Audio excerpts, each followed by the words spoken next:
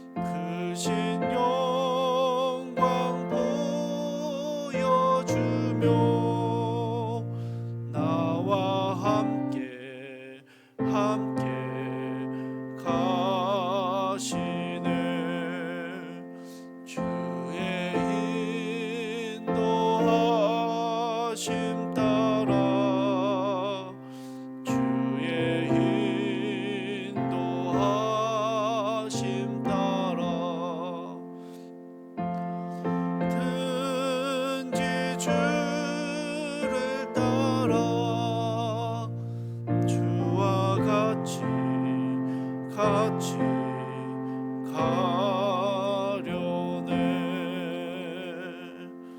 아멘. 함께 보신 말씀은 호세아 2장 14절에서 3장 5절까지의 말씀입니다. 호세아 2장 14절에서 3장 5절까지의 말씀 제가 읽겠습니다.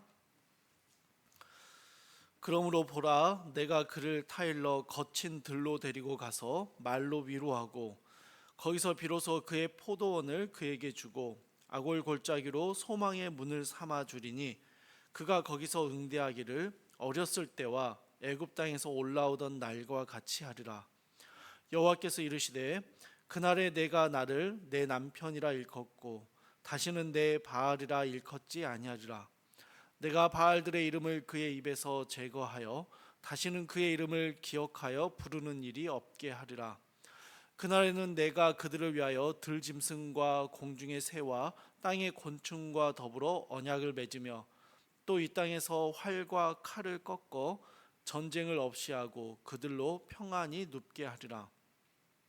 내가 내게 장가들어 영원히 살되 공의와 정의와 은총과 긍휼히 여김으로 내게 장가들며 진실함으로 내게 장가들리니 내가 여호와를 알리라.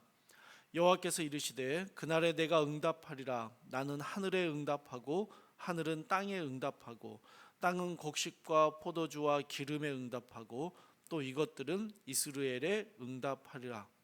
내가 나를 위하여 그를 이 땅에 심고 긍휼히 여김을 받지 못하였던 자를 긍휼히 여기며 내 백성이 아니었던 자에게 향하여 이르기를 너는 내 백성이라 하리니 그들은 이르기를 주는 내 하나님이시라 하리라 하시니라.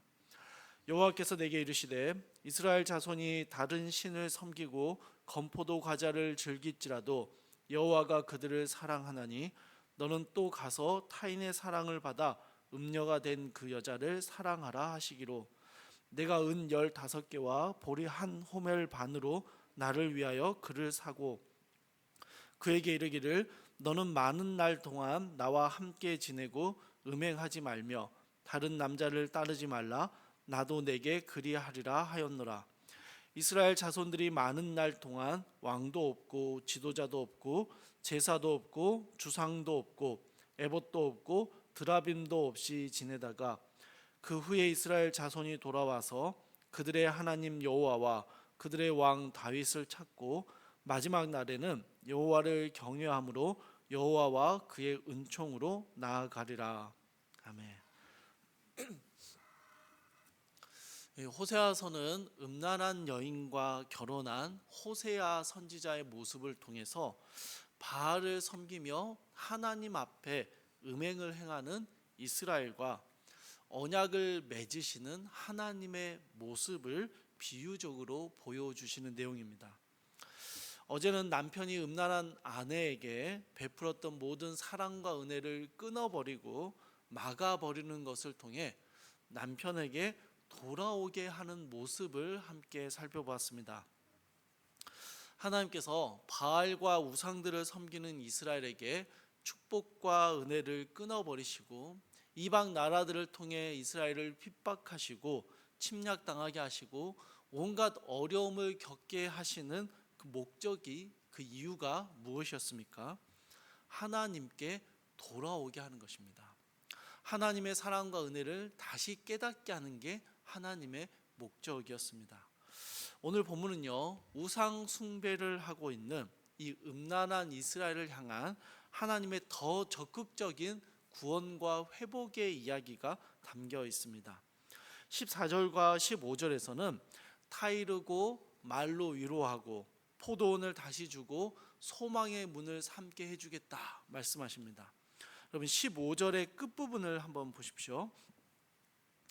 애굽 땅에서 올라오던 날과 같이 하리라. 여러분 구약 성경을 읽어 가시다가 하나님께서 출애굽 사건을 언급하시는 부분들이 정말 자주 나오는데요. 이럴 때는요, 아무 자격도 없고 아무 능력도 없던 그 시절에 이스라엘을 오직 은혜로 어린 양의 피로 말미암아 구원하셔서 하나님의 백성으로 삼아 버리신 하나님의 주권적인 구원, 하나님의 주권적인 은혜에 대해서 회상하는 내용입니다. 그러니까요, 하나님께서는 지금 이스라엘이 심한 음란함으로 인하여 하나님을 떠나고 우상 숭배에 빠져 있음에도 출애굽 때와 같은 그 주권적인 은혜로 그들을 이끌어내셔서 하나님의 백성이 되게 하시겠다라는 것을 선언하고 계시는 것입니다. 또한 여러분, 이것은요 단지 이스라엘 백성에게만 국한되지 않았습니다. 여러분 18절 말씀입니다. 그날에는 내가 그들을 위하여 들 짐승과 공중의 새와 땅의 곤충과 더불어 언약을 맺으며 또 이 땅에서 활과 칼을 꺾어 전쟁을 없이 하고 그들로 평안히 눕게 하리라. 여러분 18절 앞부분에 나오는 그들을 위하여라는 말을 주목하여 보십시오. 하나님께서 이스라엘을 회복시키시고 이스라엘에게 은혜를 베푸시기 위하여 어떻게까지 하시느냐? 들짐승, 공중의 새, 그리고 땅의 곤충들과 같이 이스라엘을 둘러싼 환경들의 아주 사소한 것들까지도 하나님이 언약을 맺고 이스라엘 백성을 위하여 그것들을 사용하시고 인도하시겠다라는 것입니다. 활과 칼로 대표되는 강한 나라들을 꺾어버리셔서 전쟁이 없게 하고 평안함을 주시겠다라고 말씀하시는 거예요. 여러분, 이스라엘을 둘러싼 모든 환경까지도 이스라엘을 위해서 하나님이 만지시고 인도하시겠다, 꺾으시겠다라고 말씀하시는 것이죠. 이제 여러분 19절의 말씀 한번 보십시오. 내가 내게 장가들어라는 말로 시작합니다. 그리고 19절의 끝부분도 한번 보세요. 내게 장가들며. 또 20절의 시작 부분입니다. 진실함으로 내게 장가들리니. 그럼 장가든다라는 말을 이 짧은 구절 안에 3번이나 반복해서 사용하고 계십니다. 그럼 이게 어떤 뉘앙스, 어떤 느낌의 말씀일까요? 시집 오라고, 나한테 시집 오라고 자꾸 말해도 도저히 듣지 않는 거예요. 도저히 듣지 않고 다른 남자에게만 한눈을 팔고 있는 거죠. 그래서 안 되겠다. 내가 너에게 장가들겠다. 이 말입니다. 너는 가만히 있어라. 너는 아무리 오라고 말해도 오지 않는 사람이니 내가 너에게 가겠다. 내가 너한테 장가들어서 너를 내 아내로 삼고 사랑과 은혜를 주겠다. 이 말입니다. 그럼 이제 3장 1절로 가보십시오. 여호와께서 내게 이르시되 이스라엘 자손이 다른 신을 섬기고 건포도 과자를 즐길지라도 여호와가 그들을 사랑하나니. 이스라엘이 우상 숭배를 그치지 않고 자신의 정욕에 빠져 살아간다 할지라도 여호와께서는 여전히 이스라엘을 사랑하신다라는 것입니다. 그리고 이 사랑을 호세아를 통해서 보여주시기 위해서 호세아로 하여금 이 음란한 불륜을 저지른 아내를 다시 사랑하고 찾아오라고 명령합니다. 호세아는 예물을 준비하고 아내를 찾아가 음행을 그치고 재결합의 의무와 사랑을 서로에게 행하자라고 이야기하는 것으로 오늘 본문의 전체적인 내용들이 마무리됩니다. 그리고 3장 4절과 5절은요 호세아와 고멜의 이 재결합이 가지고 있는 신학적인 의미를 짧게 언급합니다. 장차 이스라엘 나라 북이스라엘과 남유다는 멸망함으로 하나님의 언약이 완전히 깨어진 것 같은 절망스러운 상황, 완전히 무너진 것 같은, 하나님과 완전히 끊어진 것 같은 상황을 맞이하게 됩니다. 그런데 여러분, 그 상황에서 이스라엘은 하나님께 돌아갈 힘도 없고 하나님께 돌아가고 싶은 마음도 없는데 하나님께서요 적극적으로 찾아오셔서 다시 이스라엘과 재결합하시는, 이스라엘에게 장가드시는, 이스라엘을 자신의 아내로 다시 삼아주시는 하나님의 은혜가 임할 것이다 라는 것을 예언적으로 보여주고 있습니다. 사랑하는 여러분, 이 짧은 시간에 호세아 본문 안에 담겨있는 굉장히 상징적인 여러 의미들을 다 살펴보지는 못합니다. 그러나 여러분, 오늘 본문에 대한 간략한 설명들을 통해서 이 부정하고 음란한 불륜을 저지른 아내인데 결국 재결합을 위해서 애쓰고 적극적으로 실행하는 것은 남편이라는 사실을 보게 됩니다. 우리가 부정한 아내이고 하나님께서 우리에게 장가들러 오시는 남편이죠. 우리가 하나님께 더 순종하고 하나님의 은혜 가운데 들어가려고 애를 쓰는 부분도 분명히 있습니다. 그러나 여러분, 더 분명한 사실은요, 하나님께서 먼저 우리를 찾아와 주시지 않았더라면, 그분이 먼저 우리에게 손을 내밀어 주시지 않았더라면, 우리에게 장가들어 주시지 않았더라면 우리는 결코 하나님 앞에 설 수 없는, 아니 하나님을 찾지도 않는 음란한 죄인에 불과했다라는 사실입니다. 이러한 하나님의 적극적인 은혜, 그 하나님의 안달난 사랑 때문에 우리가 여전히 패역함에도 불구하고 하나님의 신부, 하나님의 백성으로 살아갈 수 있는 것이죠. 그럼 여러분, 우리가 해야 할 일은 무엇일까요? 고멜의 모습을 보십시오. 고멜이 하는 일이 뭡니까? 여전히 음란하고 여전히 부정하고 여전히 남편이 아닌 다른 남자를 사랑하는데, 남편이 적극적으로 자신을 찾아오고 자신을 되찾고자 하고 적극적으로 자신을 사랑할 때 고멜이 하는 일이 뭡니까? 그저 그 사랑에 이끌려가는 것입니다. 그 사랑에 항복하는 것이죠. 적극적으로 우리의 삶에 파고 들어오는 은혜에 그냥 굴복하는 것입니다. 사랑하는 여러분, 하나님은요 그렇게 우리의 삶 가운데로 침투해 들어오십니다. 우리의 삶 밖에서 이리 오라고 아무리 불러도 우리가 안 가니까, 우리가 도저히 그곳으로 가지 않으니까, 하나님께로 적극적으로 나아가지 않으니까 하나님은요 우리의 삶으로 적극적으로 파고 들어오십니다. 우리의 주변을 둘러싼 환경을 바꾸시고요, 우리를 둘러싼 모든 것들에 하나하나 개입하심으로 우리가 하나님의 사랑과 은혜를 누리며 알아갈 수 있도록 만들어 가십니다. 사랑하는 여러분, 오늘 하루도 이 하나님의 적극적인 개입이, 하나님의 은혜와 사랑이 우리의 삶에 침투해 들어오고 있음을 기억하며 담대하게 하나님의 백성다운 삶을 살아내고 그 사랑과 은혜에 순종하고 항복하는 삶을 살아가시기를 주님의 이름으로 축복합니다. 우리 함께 기도하겠습니다.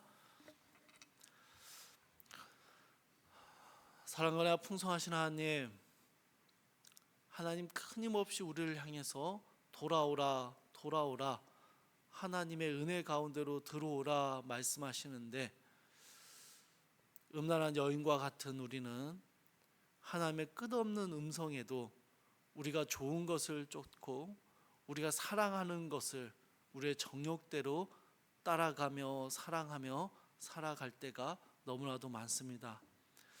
그럴 때 주님, 하나님을 찾지도 못하고 하나님께 나아가지도 못하는 우리를 그냥 두고 보지 않으시고 우리의 삶 가운데로 적극적으로 뛰어 들어오셔서 우리에게 장가 들어오셔서 우리를 사랑하시고 우리에게 은혜를 베풀어 주시는 그 하나님의 적극적인 은혜를 우리가 기대하고 그 하나님의 사랑이 우리 가운데 있음을 기억하게 하여 주시옵소서.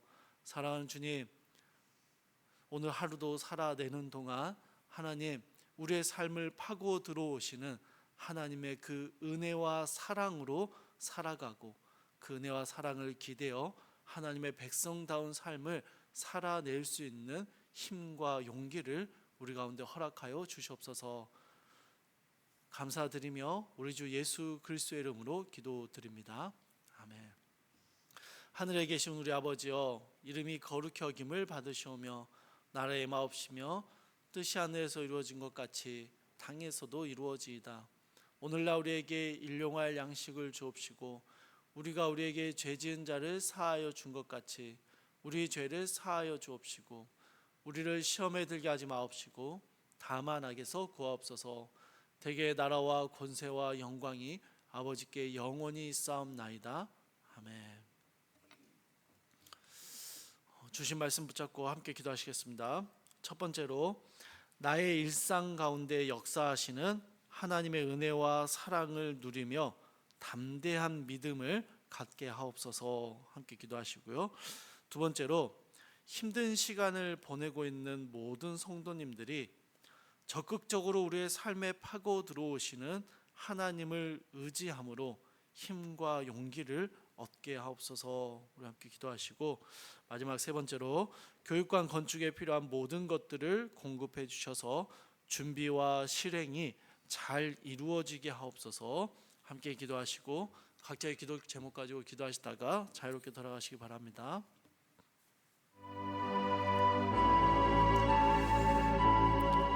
사랑하라 풍성하신 하나님, 주님 우리를 향해서 끊임없이 돌아오라 돌아오라 말씀하시는데 돌아갈 힘조차 없고 삶의 무게에 지치고 우리의 죄악에 넘어져서 하나님을 바라보지조차 못하는, 하나님 앞에 설 면목조차 없는 우리임을 봅니다. 여전히 우리가 좋은 것을 쫓아 살아가고 우리가 우리의 마음에 우리의 정욕에 합한 것들을 따라 살아가는 배역한 우리입니다. 그런데 주님, 음란한 여인을